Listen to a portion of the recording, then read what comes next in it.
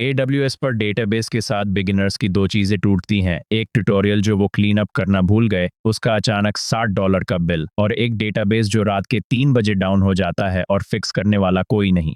दोनों का कारण है Amazon RDS को ना समझना। तो पूरा वीडियो एक पिक्चर में RDS एक मैनेज्ड अपार्टमेंट किराए पर लेने जैसा है, जिसमें एक live in professional database administrator रहता है। आप अपना फर्नीचर, अपना डेटा लाते हैं और लैंडलॉर्ड बाकी सब हैंडल करता है। वीडियो के अंत तक आपको कभी सरप्राइज बिल नहीं आएगा और आप आखिरकार मल्टी एजिएट बनाम रीड रेप्लिकास हमेशा के लिए समझ जाओगे। तो मैनेज का असल में मतलब क्या है?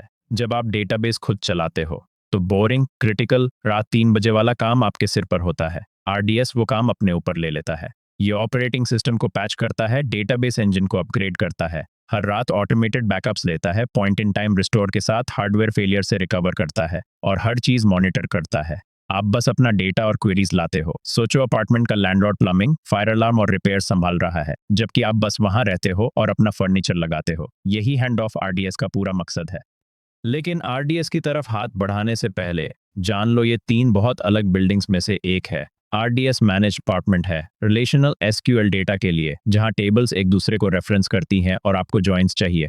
DynamoDB एक सेल्फ सर्व लॉकर वेयरहाउस है, नो SQL की वैल्यू मैसिव स्केल के लिए बना, बिना जॉइंस के, सिंगल डिजिट मिलीसेकंड फास्ट। और EC2 पर डेटाबेस चलाना एक घर खरीदने जैसा है, पूरा कंट्रोल और कोई भी इंजन। लेकिन आप पैच करते हो, बैकअप लेते हो और रात 3 बजे आपको पेज आता है, रूल, जॉइंस और SQL चाहिए तो RDS, बड़ा की वैल्यू स्केल चाहिए तो DynamoDB, अगर आपको सच में पूरा कंट्रोल चाहिए तभी EC2। चलो एक बनाते हैं। यह है क्रिएट डेटाबेस स्क्रीन और सबसे पहले आप एक इंजन चुनते हो। आप चॉइसेस देख सकते हो, MySQL, PostgreSQL, MariaDB, Oracle, SQL server और Amazon का अपना Aurora जो MySQL और Postgres कंपैटिबल है। ज्यादातर लोगों के लिए MySQL या PostgreSQL सस्ता, फेमिलियर, सही जवाब है और वही हम यूज करेंगे। की आइडिया, ये वही मैनेज्ड अपार्टमेंट है, आप बस ये चुन रहे हो कि अंदर कौन से ब्रांड के अप्लायंसेस जाएंगे। लैंडलॉर्ड फिर भी सबको मेंटेन करता है। Aurora क्यों स्पेशल है, उस पर हम अंत में वापस आएंगे। अब वो हिस्सा जो वो सरप्राइज बिल्स लाता है, टेम्पलेट्स और free tier. RDS production dev test और फ्री टियर टेम्पलेट्स देता है। हम फ्री टियर चुनते हैं, लेकिन आपको बिल्कुल पता होना चाहिए कि फ्री का मतलब क्या है। महीने के 750 घंटे एक छोटे DB.T माइक्रो इंस्टेंस के, 20 गीगाबाइट स्टोरेज और 20 गीगाबाइट्स बैकअप्स, और सिर्फ 12 महीने के लिए। इंपॉर्टेंट बात, इंस्टेंस स्टोरेज, बैकअप्स और IOPS सब अलग अलग लाइन आइटम्स हैं। बड़ा यूनिट चुनो या रूम्स ऐड करो और किराया चुपचाप आ जाता है। फ्री अपार्टमेंट एक स्पेसिफिक छोटा यूनिट है, 1 साल के ट्रायल पर।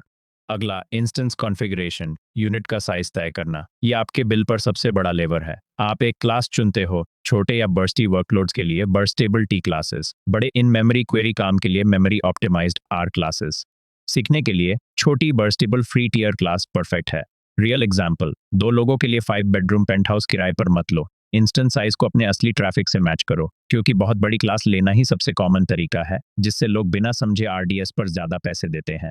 अब स्टोरेज, वो प्रॉब्लम जो ज्यादातर ट्यूटोरियल स्किप कर देते हैं। स्टोरेज टाइप और ग्रोथ चुपचाप आपको महंगे पड़ते हैं। जनरल पर्पस GP3 लगभग हर चीज के लिए सही डिफॉल्ट है। प्रोविजनड IOPS, IO1 या IO2 जो यहाँ दिख रहा है भारी, लेटेंसी सेंसिटिव वर्कलोड्स के लिए है और ज्यादा महंगा है। और वो सेटिंग जो आपको रात 3 बजे की आउटेज से बचाती है, स्टोरेज ऑटो स्केलिंग, इसे ऑन करो और RDS डिस्क के भरने से पहले अपने आप उसे बड़ा कर देता है, जैसे एक क्लोजेट जो ओवरफ्लो होने से ठीक पहले चुपचाप बड़ा हो जाता है, फ्लड होने की बजाय। ये पूरे वीडियो का सबसे इंपॉर्टेंट सिक्योरिटी मोमेंट है और लगभग हर ट्यूटोरियल इसे गलत करता है।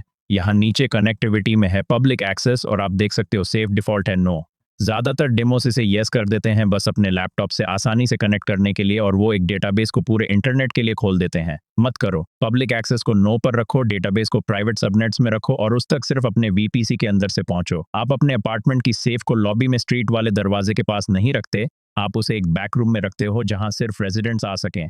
तो RDS को कैसे पता चलता है कि वो किन प्राइवेट सबनेट्स में रह सकता है? एक DB सबनेट ग्रुप के जरिए।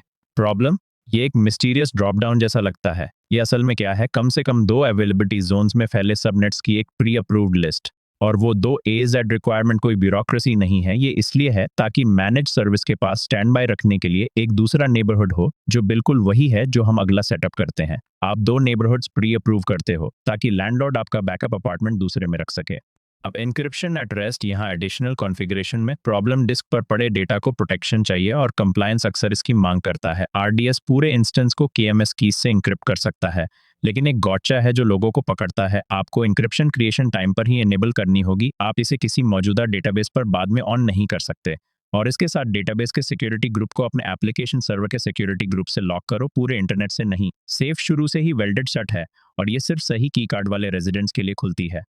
अब वो फीचर जिसे लोग सबसे ज्यादा गलत समझते हैं और आप इसे यहीं अवेलेबिलिटी और ड्यूरेबिलिटी में देख सकते हो। डायग्राम देखो, एक प्राइमरी इंस्टेंस और एक अलग अवेलेबिलिटी जोन में एक स्टैंड बाय इंस्टेंस। ये एक मल्टी एजेड डिप्लॉयमेंट है। कंसोल इसके बगल में सिंगल इंस्टेंस और मल्टी एजेड क्लस्टर ऑप्शंस भी दिखाता है। मल्टी एजेड चुनना AWS को कहता है कि उस स्टैंड बाय को रेडी रखो, लेकिन वो स्टैंड बाय आखिर है किस लिए और आप उससे रीड क्यों नहीं कर सकते? यही कंफ्यूजन है जो हम अगली स्क्रीन पर पूरी तरह क्लियर कर देंगे। ये रहा साइड बाय साइड RDS में सबसे वैल्यूएबल डिस्टिंक्शन। मल्टी एजेड है हाई अवेलेबिलिटी, ये दूसरी जोन में एक सिंक्रोनस स्टैंड बाय है जिससे आप रीड नहीं कर सकते। ये सिर्फ इसलिए होता है कि प्राइमरी के मरने पर लगभग 1 मिनट में अपने आप फेल ओवर कर सके और ये आपकी कॉस्ट डबल कर देता है। ये इंश्योरेंस है, स्केलिंग नहीं।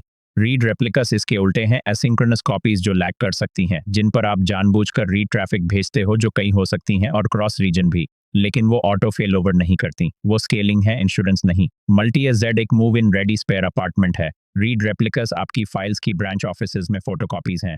अगला, अपने डेटा को प्रोटेक्ट करना और 3 टर्म्स जिन्हें लोग गड्ढमड करते हैं। ऑटोमेटेड बैकअप्स रोज चलते हैं, ट्रांजैक्शन लॉग्स रखते हैं, 1 से 35 दिन के विंडो के लिए रिटेन रहते हैं जो आप चुनते हो, और वो किसी भी सेकंड पर पॉइंट इन टाइम रिस्टोर को पावर देते हैं। लेकिन डेटाबेस डिलीट करने पर वो डिलीट हो जाते हैं। मैनुअल स्नैपशॉट्स अलग हैं, आप उन्हें डिमांड पर लेते हो, वो हमेशा रहते हैं जब तक आप डिलीट ना करो। इंस्टेंस डिलीट होने पर भी बचे रहते हैं और आप उन्हें रीजन्स या अकाउंट्स में कॉपी कर सकते हो। एक गॉचा, हर रिस्टोर एक बिल्कुल नया इंस्टेंस बनाता है। बैकअप्स लैंडलॉर्ड की रोलिंग कैमरा फुटेज है। स्नैपशॉट एक फोटो है जो आप ड्रॉअर में हमेशा के लिए रखते हो। अरोरा पर एक क्विक बात, क्योंकि इसे बिना कब या क्यों बताए मैजिक की तरह दिखाया जाता है। अरोरा MySQL और PostgreSQL कंपैटिबल है, तो ये लगभग ड्रॉप इन है। इसका स्टोरेज अपने आप 3 अवेलेबिलिटी जोन्स में 6 तरीकों से कॉपी होता है और सेल्फ हील करता है। ये 15 तक लो लैग रीड रेप्लिका सपोर्ट करता है और लगभग MySQL के थ्रूपुट से 3 से 5 गुना चलता है। और अरोरा सर्वरलेस वर्जन 2 बस्टी या डेव वर्कलोड्स के लिए लगभग कुछ नहीं तक स्केल डाउन कर सकता है। ट्रेड ऑफ, ये ज्यादा महंगा है, तो सस्ते और सिंपल के लिए प्लेन RDS चुनो और सीरियस स्केल और अवेलेबिलिटी चाहिए तब अरोरा। आखिर में वो हिस्सा जो कोई नहीं दिखाता, बिल ना आना। 6 चीजें देखो। इंस्टेंस क्लास, ये बात की मल्टी एजेड इसे डबल कर देता है। स्टोरेज और प्रोविजनड IOPS अलग चार्जेस के रूप में, फ्री अमाउंट से ज्यादा बैकअप स्टोरेज और स्नैपशॉट्स जिन्हें आप डिलीट करना भूल गए। याद रखो, फ्री टियर सिर्फ 12 महीने का है। और बड़ा ट्रैप, एक स्टॉप्ड RDS इंस्टेंस 7 दिन बाद अपने आप फिर स्टार्ट हो जाता है और इस पूरे समय स्टोरेज का बिल लेता है। तो चार्जेस को सच में रोकने के लिए इंस्टेंस डिलीट करो। डेटा रखना है तो पहले एक फाइनल स्नैपशॉट ले लो, ठीक से मूव आउट करो और चाबियां वापस कर दो। यही है RDS जैसे प्रोफेशनल्स असल में चलाते हैं। हर सर्विस को अपना डीप डाइव मिलता है, तो VN क्लाउड को सब्सक्राइब करो और हम AWS को सिंपल बनाते रहेंगे रियल एग्जांपल्स के साथ।